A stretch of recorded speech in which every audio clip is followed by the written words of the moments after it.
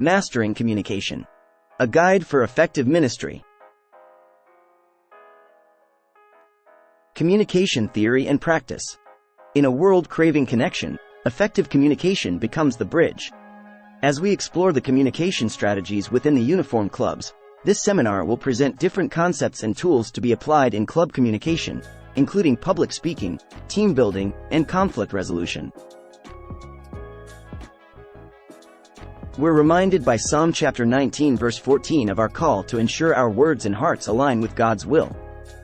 Let the words of my mouth and the meditation of my heart be acceptable in your sight, O Lord, my strength and my Redeemer. Psalm chapter 19 verse 14, KJV. Words have the power to build or destroy. The spirit of prophecy emphasizes the significance of using our voice to communicate knowledge wisely, ensuring our education is not merely academic but a tool for meaningful connection. There is power in the communication of knowledge. We may have knowledge, but unless we know how to use the voice correctly, our work will be a failure. Unless we can clothe our ideas in appropriate language, of what avail is our education? Knowledge will be of little advantage to us unless we cultivate the talent of speech. But it is a wonderful power when combined with the ability to speak wise, helpful words, and to speak them in a way that will command attention. The Voice in Speech and Song, 13.3. Effective club communication forms a circle of support, placing families at its core. This nurturing environment fosters growth, ensuring that every message shared within this community supports and uplifts. In this context, normally communication will flow from one circle to the next one. Within club communication, this is communication between staff members, such as agenda of topics, process of the meeting like voting, minutes with decisions taken, assessments, such as area coordinators' annual visit and survey of staff. Club, church communication. Reports for the church board at the beginning of the year presenting the plan for that year, reports before and after events and other times when required. Conference registration and reports, church announcements on time. Club, community communication. Marketing of Adventurer and Pathfinder Club regular activities, at the beginning of the year to invite new members, and events like baptisms, Adventurer and Pathfinder Sabbaths, community service, parades, etc. And club, parent communication. Promote Adventurer or Pathfinder Club registration and activities for that year, share the club calendar, communicate any emergency information, plan changes. From face-to-face interactions to digital exchanges, each mode of communication has its strengths and challenges. Understanding these can transform how we connect, share, and grow as a ministry.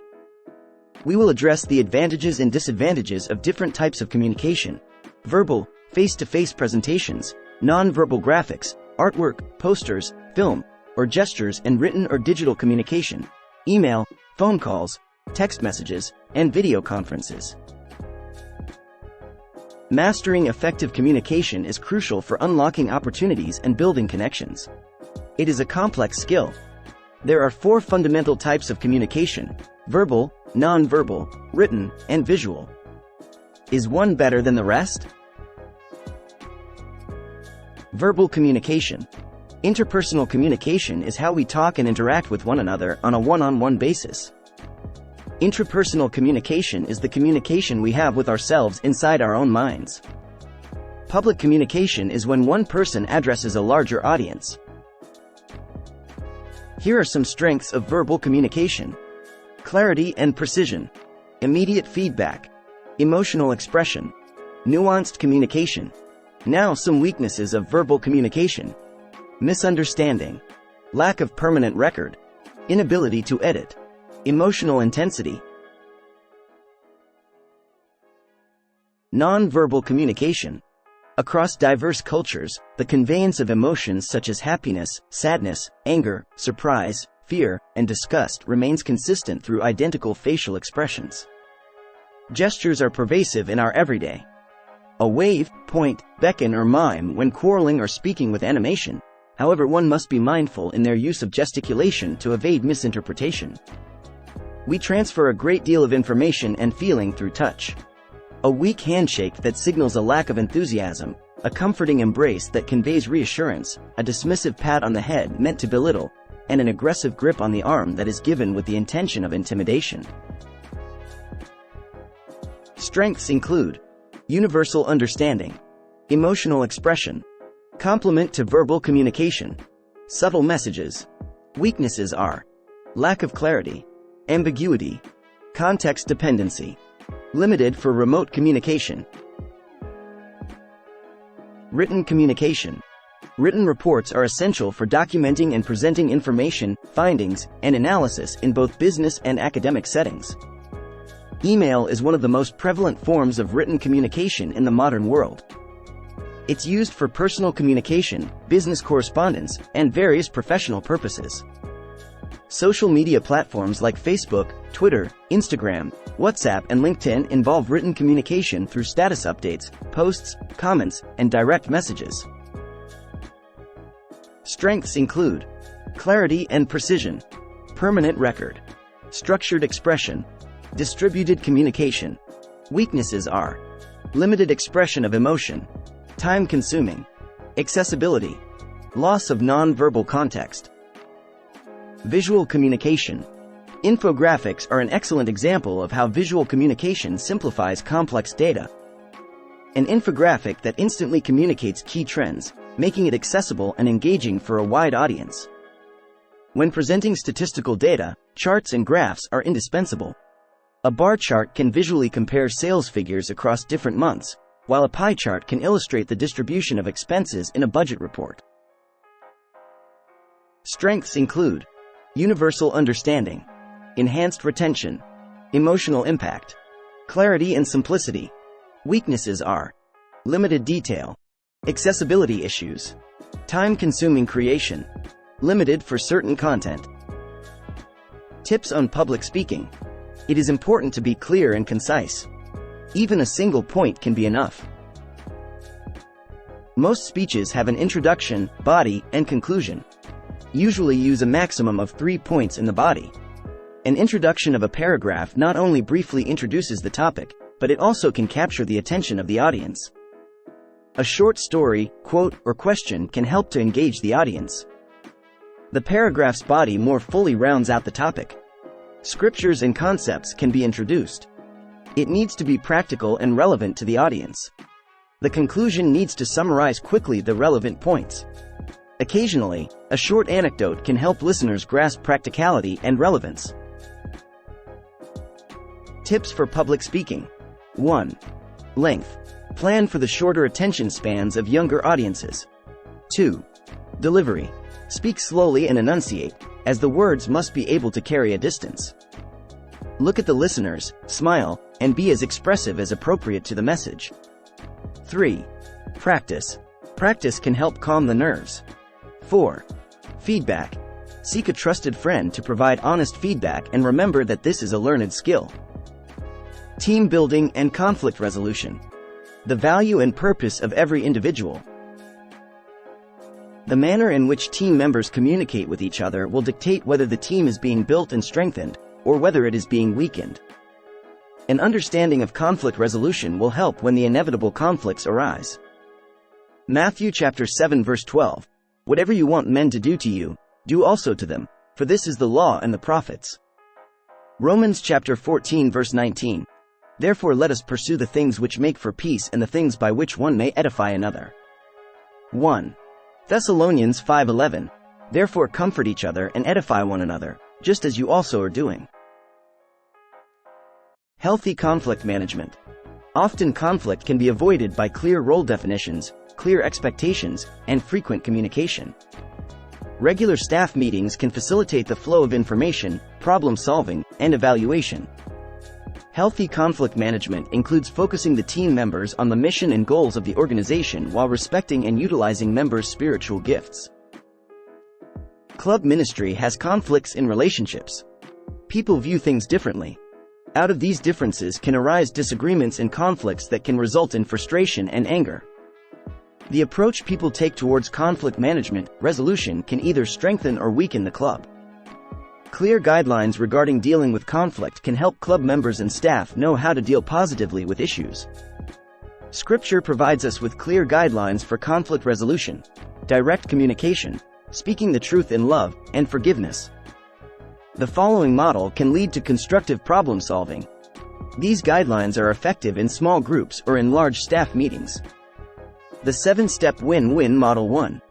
Define the issue. 2. List your needs. 3. Listen to the other's needs. 4. List possible solutions. 5. Choose a solution. 6. Implement the solution, and 7. Follow up. Expanding on the 7 steps of the win-win model in the context of conflict resolution. 1. Define the issue. Clearly and objectively state the problem without assigning blame. This step requires understanding the conflict's root cause and articulating it in a way that is clear to all parties involved. 2. List your needs. Each party should express their individual needs and concerns related to the issue. This is not about making demands, but rather about sharing perspectives and what each person or group requires to resolve the conflict. 3. Listen to the other's needs. Actively listen to the other parties involved. This step is crucial for understanding the needs and viewpoints of others, which is vital for finding a solution that satisfies everyone. 4. List possible solutions. Brainstorm potential solutions together. Encourage creativity and openness, with all parties contributing ideas. This is about collaborative problem solving, not just imposing one's own ideas. 5. Choose a solution. Evaluate the proposed solutions and collaboratively select one that meets the needs of all parties as much as possible. This may involve compromise or combining elements of different ideas. 6. Implement the solution. Put the chosen solution into action. This step might require planning and allocation of responsibilities to ensure the solution is effectively executed. 7. Follow up. After implementing the solution, reconvene to assess its effectiveness. This is a critical step to ensure the conflict has been resolved to everyone's satisfaction and to make adjustments if necessary. In each step, it's important to maintain a respectful and open dialogue, ensure everyone's voice is heard, and focus on finding a mutually beneficial resolution. When dealing with conflict, choose the best time and place. It is best to keep calm when handling conflicts, but if individuals are too angry or unreasonable, then postpone the discussion. Don't delay it for too long, however, and if others do not bring up the issue again, then take the initiative to solve the problem. Guard against unnecessary interruptions when discussing major issues. Here are some no-nos: name-calling, wild threats, put-downs concerning ideas, appearance, or intelligence, physical violence, yelling, and interrupting. Words spoken in anger can never be recalled.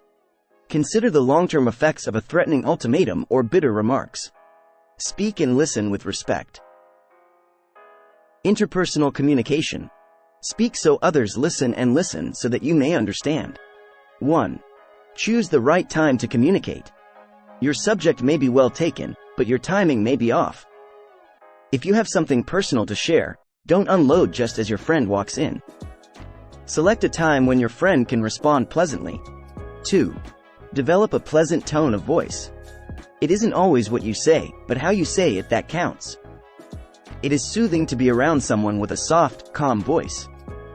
Make sure it is easy to listen to you. 3. Be clear and specific. Many misunderstandings arise from muddled talk. Try to think well as you speak, and state clearly what you mean. 4. Be positive. In many homes, 80% of all communication is negative. These families become so used to hearing fault-finding, blaming, judging, name-calling, and other negative elements that such behavior becomes normal. By contrast, be positive and appreciative. 5. Be courteous and respectful of others. You can do this even when you don't agree. Care as much about their comfort as you do about your own, and be willing to listen. 6. Be sensitive to the needs and feelings of others. Develop patience and sensitivity in responding to what your friend says. If your friend hurts, you can understand the hurt and even hurt with him, her. Tune into the needs and feelings of fear, anger, despair, and anxiety of your friend. Likewise, if your friend is happy over a new development, enjoy that happiness with him, her. 7. Develop the art of conversation. Conversation is an art, and opportunities to develop it should be encouraged. Discussion on interesting topics enriches a relationship. Emphasis on effective listening is not new, but until recently more emphasis has been placed on the ability and willingness to speak freely than on effective listening. Following are some techniques, suggested by experts, to help you enhance your listening abilities. 1. Maintain good eye contact. Focus your full attention on your friend. 2. Sit attentively.